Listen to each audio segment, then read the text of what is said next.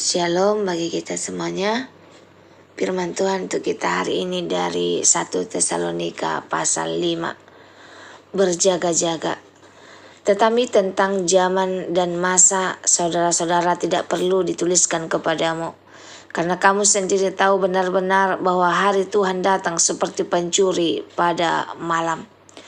Apabila mereka mengatakan semuanya damai dan aman, maka tiba-tiba mereka ditimpa oleh kebinasaan.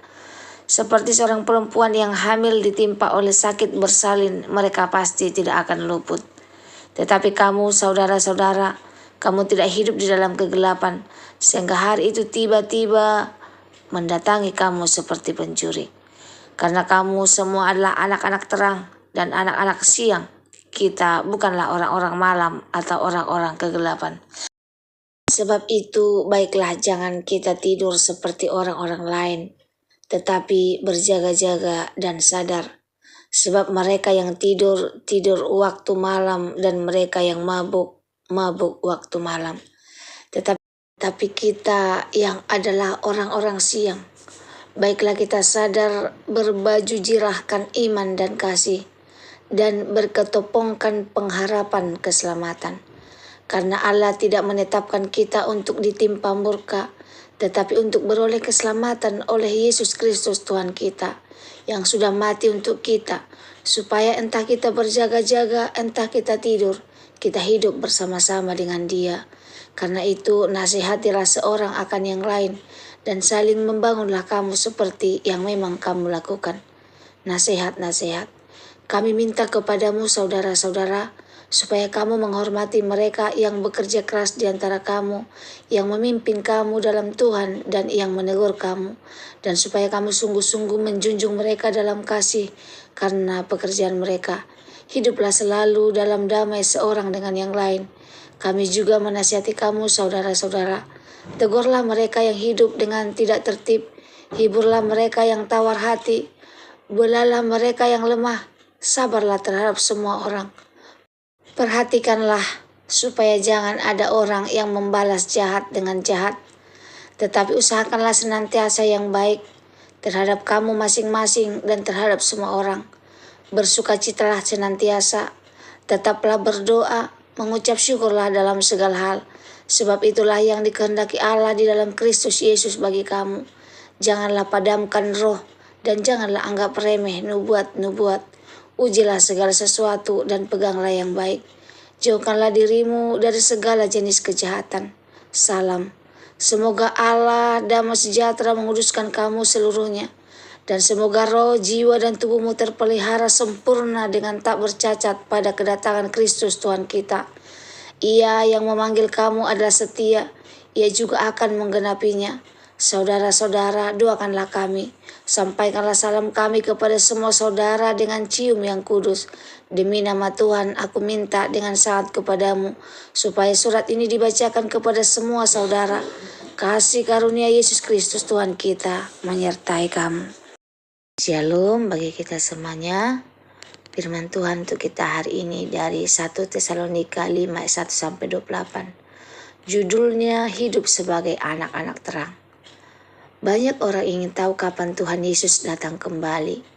Tanggal, tanda, dan ramalan sering dibicarakan. Namun Paulus menegaskan sesuatu yang jauh lebih penting. Bukan soal mengetahui waktunya, tetapi bagaimana kita hidup sambil menantinya. Hari Tuhan akan datang seperti pencuri, tiba-tiba tanpa peringatan.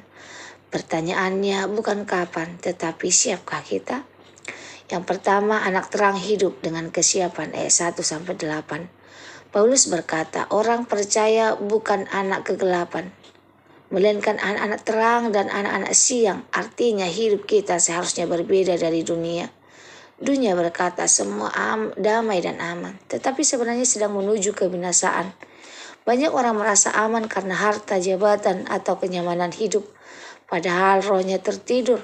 Sebaliknya orang percaya dipanggil untuk berjaga-jaga dan sadar. Paulus menggambarkan perlengkapan rohani dengan baju jirah iman dan kasih, ketopong pengharapan keselamatan. Ini mengajarkan bahwa kesiapan rohani bukan ketakutan, tetapi hidup yang berakar pada iman, digerakkan oleh kasih dan dikuatkan oleh pengharapan. renungannya buat kita. Apakah hidup kita mencerminkan anak terang atau justru ikut tertidur dalam kenyamanan dunia? Yang kedua, keselamatan adalah dasar pengharapan kita, ayat 9-11. Kabar yang sangat menguatkan, Allah tidak menetapkan kita untuk murka, tetapi untuk keselamatan oleh Yesus Kristus. Yesus sudah mati untuk kita, supaya entah kita hidup atau mati, kita tetap hidup bersama Dia. Inilah dasar pengharapan orang percaya. Kita berjaga-jaga bukan untuk menyelamatkan diri sendiri, tetapi karena kita sudah diselamatkan. Karena Paulus menasihatkan, saling menasihati dan saling membangun. Renungannya buat kita, iman Kristen tidak dijalani sendirian. Apakah kehadiran kita membangun iman orang lain atau justru melemahkannya? Yang ketiga, hidup praktis menanti Tuhan. Ayat 12-22. Paulus sangat praktis. Menanti Tuhan bukan hanya soal doa dan ibadah, tetapi sikap hidup sehari-hari. Menghormati pemimpin rohani, hidup dalam damai, teguh yang tidak tertib, hibur yang tawar hati, topang yang lemah, sabar terhadap semua orang, jangan membalas kejahatan dengan kejahatan. Lalu Paulus memberikan 3 peringatan, perintah singkat namun dalam. Bersukacitalah senantiasa, tetaplah berdoa, mengucap syukurlah dalam segala hal. Ini bukan berarti hidup tanpa masalah, tetapi memilih Tuhan sebagai pusat hidup dalam segala keadaan. Yang keempat, Allah yang setia menyempurnakan kita, ayat 23-28. Renungan ini ditutup dengan doa yang indah. Allah damai sejahtera menguruskan kita seluruhnya, roh, jiwa, dan tubuh. Kita tidak berjalan dengan kekuatan sendiri. Ia yang memanggil kita adalah setia, dan Ia akan menggenapinya. Artinya Tuhan bukan hanya memanggil kita untuk siap, tetapi Ia sendiri yang memampukan kita untuk setia sampai akhir. Hari Tuhan akan datang. Dunia boleh lalai, tetapi kita dipanggil untuk hidup sadar, bukan dengan ketakutan, melainkan dengan iman, kasih, dan pengharapan. Semoga firman Tuhan hari ini menjadi berkat bagi kita. Terima kasih, Tuhan Yesus memberkati. Shalom.